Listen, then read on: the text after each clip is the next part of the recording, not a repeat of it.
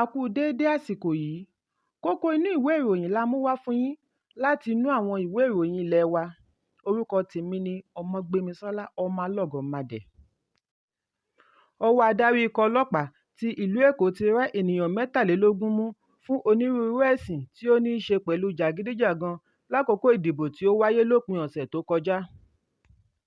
Agbẹnusọ fún ikọ̀ náà, SP Benjamin Hundeyin, ló fi ìdí ọ̀rọ̀ yìí múlẹ̀ fún News Agency of Nigeria (NAN) ní ọjọ́ Àìkú. Hundeyin sọ wípé ó ṣeé ṣe kí kíkà náà lé sí i nítorí àwọn ṣì ń ṣe àkójọpọ̀ àwọn afurasí tí ọwọ́ tó káàkiri ẹkùn wọn. Ẹ̀kúnrẹ́rẹ́ ìròyìn yìí wà nínú ìwé ìròyìn Punch tó jáde lónìí. Àwọn olùgbé ìlú Èkó àti àwọn oníṣòwò ni a gbọ́ wípé wọ́n ń ṣe ìtara láti mọ èsì ìbájáde ìdìbò ààrẹ àti ti ilé ìgbìmọ̀ aṣòfin tó wáyé ní ọjọ́ Àbámẹ́ta. Ẹgbẹ́ òṣèlú mẹ́ta tí ó ṣe gbòógì níbi ìdíje dupò ààrẹ ni Bọ́lá Tinubu láti ẹgbẹ́ òṣèlú All Progressives Congress (APC), Atiku Abubakar láti People's Democratic Party (PDP) àti Peter Obi láti Labour Party. Rabiu Kwankwaso ti ẹgbẹ́ òṣèlú New Nigeria People's Party (NNPP) ni a gbọ́ wípé ó gbilẹ̀ ní ìpínlẹ̀ Kano nígbà tí àwọn ọmọ ẹgbẹ́ rẹ̀ tó jáde láti ìbílẹ̀ àti agbègbè náà ṣe dáadáa. Àjọ elétò ìdìbò ti bẹ̀rẹ̀ àkójọpọ̀ èsì ìdìbò láti ìrọ̀lẹ́ ọjọ́ Àìkú lẹ́yìn ọ̀pọ̀lọpọ̀ ìdádúró. Ìròyìn yìí wà nínú ìwé ìròyìn Daily Post.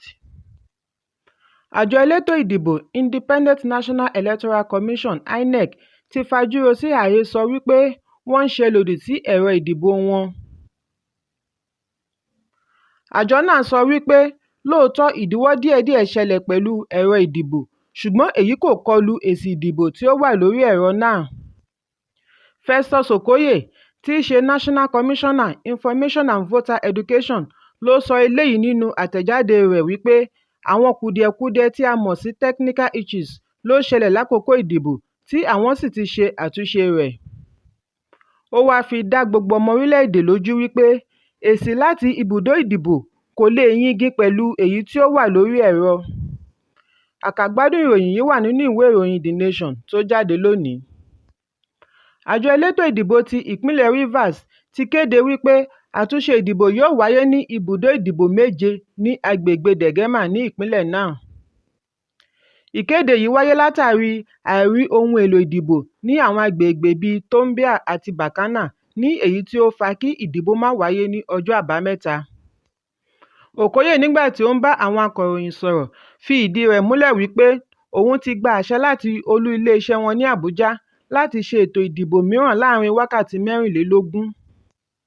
Ó fi kún ọ̀rọ̀ rẹ̀ wípé ìdìbò lọ ní ìrọ̀rùn ní agbègbè 23, ṣùgbọ́n ayélujára tí a mọ̀ sí network fa ìdíwọ́ àti kó àwọn èsì náà sórí ẹ̀rọ ìdìbò. Ẹ̀kúnrẹ́rẹ́ ìròyìn yìí wà nínú ìwé ìròyìn The Guardian. Kókó inú ìwé ìròyìn tòní kò ní jù báyìí lọ. Ẹ pàdé mi lọ́la fún àkọ́tún ìròyìn. Kí a tó lọ, ẹ má ṣaláì fi àríwísí yín ránṣẹ́, ìyẹn comment, kí ẹ sì bá wa subscribe sí ojúnà wa lórí YouTube kí Kókó Inú Ìwé Ìròyìn lè máa tẹ̀ yín lọ́wọ́ ní kíákíá.